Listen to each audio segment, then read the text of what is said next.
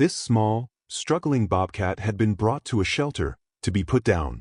His cries were raw, painful, and so intense that even strangers walking by stopped cold. Some looked away. Others could not. It was the kind of sound that demanded attention, even if you wanted to tune it out. A cry soaked in fear. One that was impossible to ignore. Just 3 weeks earlier, this young bobcat, barely 8 weeks old, had been discovered near a heap of garbage behind an old welding shop in a quiet corner of northern Colorado.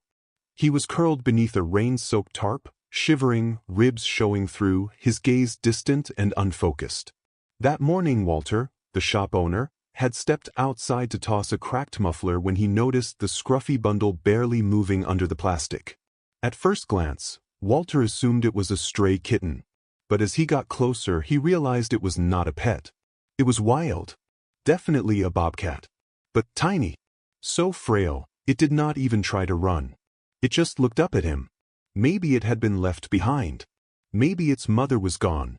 Walter did not know. All he saw was something fragile, something that had almost given up. Walter was not a wildlife expert. He was 68, lived alone, and spent most of his time fixing old machinery. He had no idea what to do with a wildcat. But walking away did not sit right.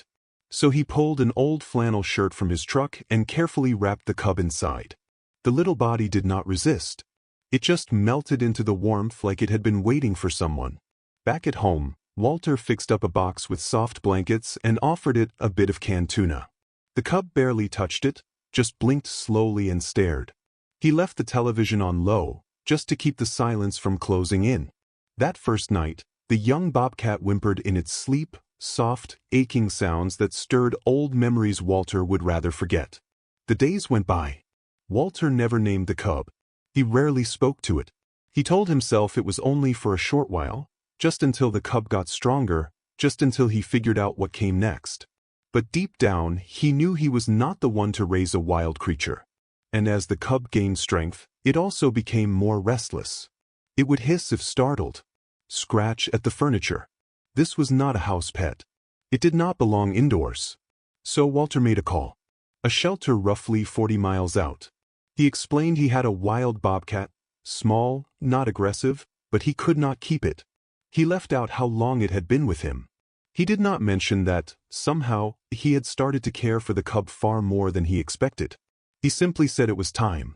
The shelter was not designed for wildlife. Their first instinct was to direct him to wildlife services. But when Walter explained the cub's poor condition and the lack of any prior care, they paused. There was no intake form, no official rescue, no tag, and without a proper trail of documentation, some shelters prepare for the worst. Euthanasia. Not from cruelty, but because policy often leaves them little choice, especially with wild animals that cannot be released safely. Walter had no idea. When he pulled into the parking lot, the cub lay wrapped in a towel on the passenger seat. But the moment the truck came to a stop, the bobcat froze. He would not move, would not lift his head. When Walter opened the door and reached for him, the cub made a sound he had never heard before, almost begging. A few people were passing by. A teenage boy slowed to look. A man with a coffee cup stopped walking. The sound cut through the air, sharp, honest, impossible to ignore. Walter tried gently coaxing the cub out. Nothing worked. The bobcat stayed hidden in the folds of the towel, trembling. Walter softly pulled at the edges. Still no response. He did not want to force him. But time was slipping away. Finally, with quiet urgency, Walter reached into the truck bed and pulled out an old rope. He slipped it gently under the cub's front legs, hands shaking as he lifted. The bobcat let out another cry. And that is when the people nearby realized what was unfolding. One man stepped forward, already recording with his phone.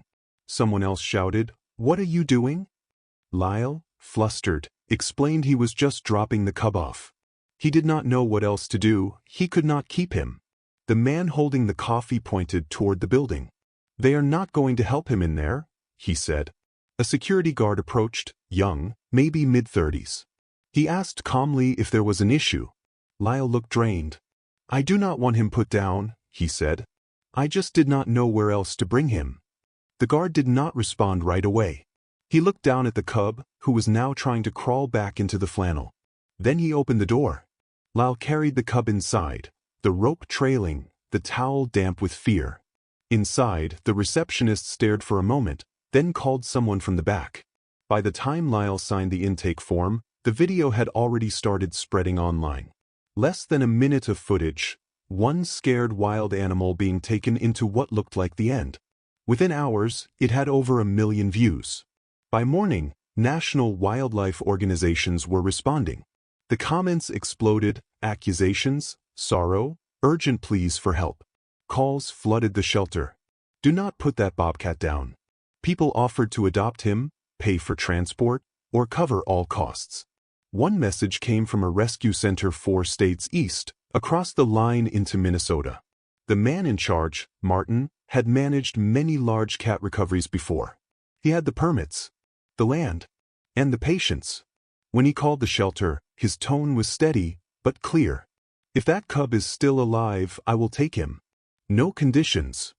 By that afternoon, Lyle was back at his shop. His phone kept ringing. Reporters, strangers, people demanding to know how he could let that happen. He did not respond. He just sat in the garage, looking at the corner where the tarp had been. The same spot where he had first seen the cub. 3 days later, Martin arrived. The cub was still at the shelter, kept apart, uncertain, but alive. He had barely eaten. He would not let the staff get close. But when Martin approached, calm voice, slow steps, no sudden moves, the cub did not pull away. He just stared. Martin offered him a thin piece of venison through the gate. The cub accepted it. They named him Flint.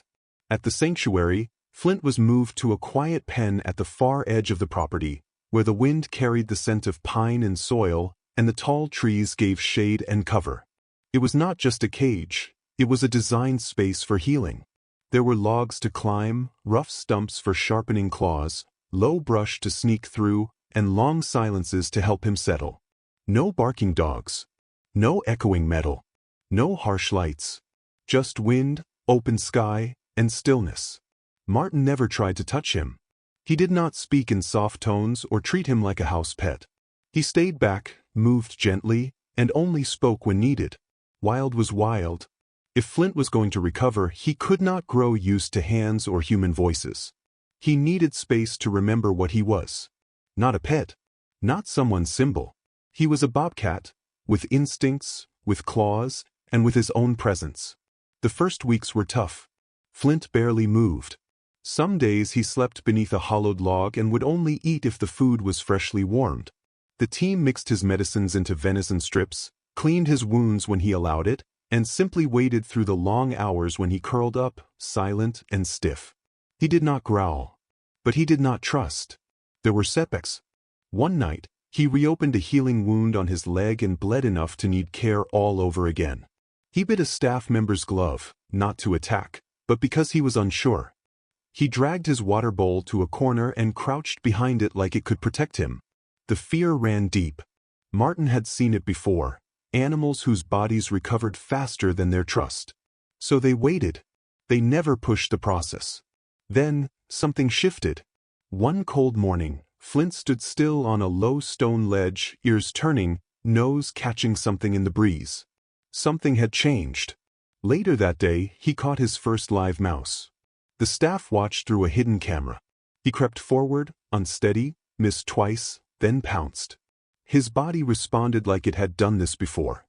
He pinned the mouse, held it in his mouth, and walked away with a quiet kind of purpose. He did not toy with it. He did not look around for approval. He ate without sound. No one clapped or celebrated. They just let out a breath. That moment had weight. From then on, Flint began to shift. He moved more at night. He buried leftover food. He scratched deep into old stumps. He started circling his space with intention. His eyes cleared. His fur thickened. His movements stopped stalling. They gave him climbing limbs. He handled everyone. They laid scent trails. He followed each one exactly. He no longer yelped when startled. He made no sound at all, like the woods had quieted something inside him. Online updates continued, carefully posted, respectfully edited. No close-ups. No captions that made him look like a rescued pet. Just small windows into his return to instinct. Photos showed him low in tall grass, eyes alert. Sun-warmed and stretched across flat rocks. Launching through dry leaves. Still and balanced on a log just before daybreak. People responded with wonder. Comments came in from all over. This is why protecting wild animals matters.